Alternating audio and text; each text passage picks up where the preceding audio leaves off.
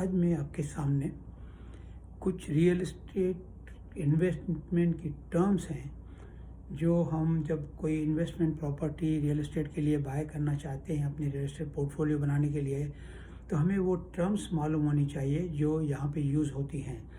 तो आइए मैं आपको बताता हूँ कौन सी टर्म्स हैं। तो पहला जो टर्म्स है ग्रॉस ऑपरेटिंग इनकम है।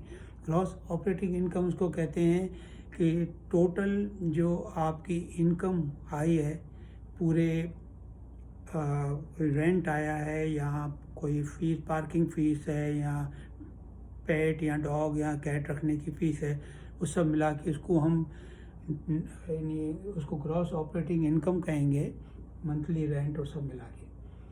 सेकंड टर्म जो है वो है net operating income. Net operating income क्या है कि हमें जितना खर्चा हुआ, यानी मेंटेनेंस फ़ीस हो गई, इंश्योरेंस हो गया, जो भी खर्चा हुआ उस प्रॉपर्टी को मेंटेन करने का, उसको हम कहेंगे नेट ऑपरेटिंग इनकम।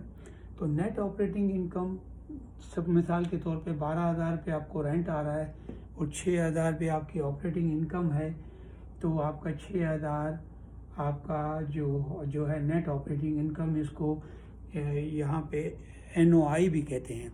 जब कोई रेंटल प्रॉपर्टी लेने के आता है तो पहला सवाल ये करता है कि NOI क्या है मेरी इस प्रॉपर्टी का। तो नेट ऑपरेटिंग इनकम हो गई। और थर्ड जो वेरी इम्पोर्टेंट जो है पॉइंट है वो कैपिटलाइजेशन रेट है। इसको हम कैप रेट भी कहते हैं। तो इसका फार्मूला ये है कि net operating income divided by market value of the property. तो सपोज करो आपकी 6,000 पे नेट ऑपरेटिंग इनकम है और आपकी प्रॉपर्टी की वैल्यू 1,00,000 रुपये है, तो आपका 6,000 divided by 100,000 multiply by 100 is become 6%। तो 6% कैप रेट आपका हुआ आपकी उस रेंटल प्रॉपर्टी का। मोस्टली कैप रेट ज़्यादा कैलकुलेट किया जाता है जब कोई आदमी मल्टी फैमिली बिल्डिंग बाय करता है जिसमें 10 फ्लैट्स होते हैं या 10 अपार्टमेंट होते हैं या 20 होते हैं, 30 होते हैं, तो उनके लिए कैप रेट बहुत इंपॉर्टेंट है। और मेक श्योर करना कि कैप रेट जब ज़्यादा होगा ना तो उस प्रॉपर्टी की वैल्यू ज़्यादा होगी, क्योंकि ऑटोमेटिकली उसकी इनकम ज़्यादा होगी। तो कैप रेट मोस्टली जब इन्वेस्टमेंट लोग करते हैं तो कैप रेट को ज़रूर देखते हैं। और चौथी है कैश ऑन कैश रिटर्न। ये है कि हमें जब हमने कैश कितना लगाया और हमको उसका रिटर्न कितना मिला। तो मिसाल के तौर पे आपने 1,00,000 की प्रॉपर्टी लिया और उसमें 20,000 पे आपने डाला कैश, तो आपकी मॉर्गेज अपने बैंक से ली 80,000। तो जब हम इसको कैलकुलेट करें कि 6,000 रुपये हमारी नेट इनकम है साल की, हमारी 300 रुपये महीने के हिसाब से 3600 की मॉर्गेज जा रही है, तो हमें 2400 रुपये बच रहे हैं, राइट। तो 2400 को अगर हमने 20,000 रुपये लगाया है इन्वेस्टमेंट के लिए पहले, तो उसको अगर 2400 को डिवाइड करें 20,000 से और 100 से मल्टीप्लाई करें तो ये तकरीबन 12% आता है। तो उसको हम कहेंगे हमारा कैश ऑन कैश रिटर्न 12% है। और दूसरी टर्म मॉर्गेज है। मॉर्गेज इसको कहते हैं कि जब हम कोई लेते हैं प्रॉपर्टी तो हम हमारे पास यानी फुल पेमेंट नहीं होती है, तो हम कुछ 20% डाउन डालते हैं, बाकी 80,000 का हम मॉर्गेज लेते हैं।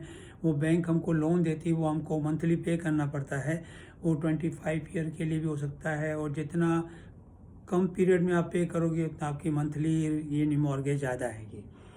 और पांचवा जो वेरी इंपॉर्टेंट ये इंटरनल रेट ऑफ रिटर्न, इसको हम लोग यहाँ पे IRR भी कहते हैं।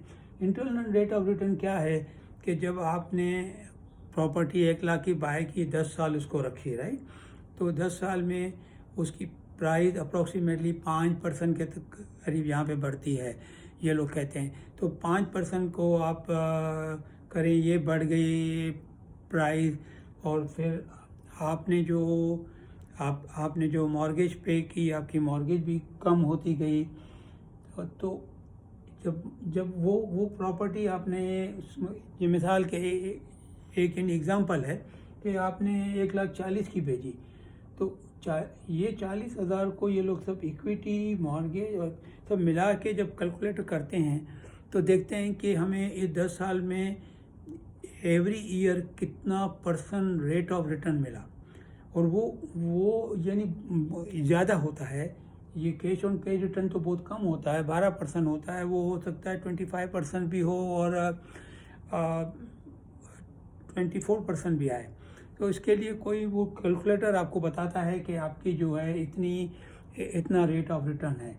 तो इक्विटी का वर्ड मैंने यूज़ किया, तो इक्विटी का वर्ड ये है कि जब आपने 1 लाख की प्रॉपर्टी ली, 1,40,000 की बेची, तो आपकी इक्विटी बिल्डअप हो गई।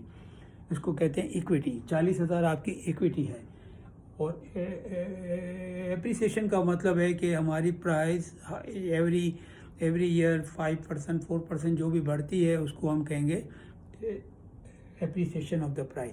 तो मेक श्योर करना, जब कोई भी इन्वेस्टमेंट प्रॉपर्टी आपको इन्वेस्ट करनी हो या रेंटल प्रॉपर्टी बाय करनी हो, तो ये 5 टर्म्स जो हैं बहुत ही इम्पोर्टेंट है। पहले वीडियो मैंने बोला था लोकेशन और ये चीज़ें तो सब इम्पोर्टेंट हैं, लेकिन अगर उसको फाइनेंस के तौर पे देखा जाए तो इसका जो अपन कहेंगे फाइनेंशियल का इन्वेस्टमेंट प्रॉपर्टी का, तो gross income, operating income, net operating income, capitalisation rate, cash on cash return और इंटरनल रेट ऑफ रिटर्न। तो मेक श्योर करें ये चीज़ें आप बहुत कंसीडर करें। मेरा नाम रहीम अब्दुल है और मैं रियल्टर हूँ एडमिंटन के अंदर, और मैं रीमेक्स के मतलब फ्लैग के अंडर में काम करता हूँ। तो आपको कोई भी मशवरा करना हो, इन्वेस्टमेंट प्रॉपर्टी बाय करनी हो या कोई भी मशवरा करना हो, आप मुझे फ़ोन कर सकते हैं। मेरा फ़ोन है 780-709-2703। Thank you very much.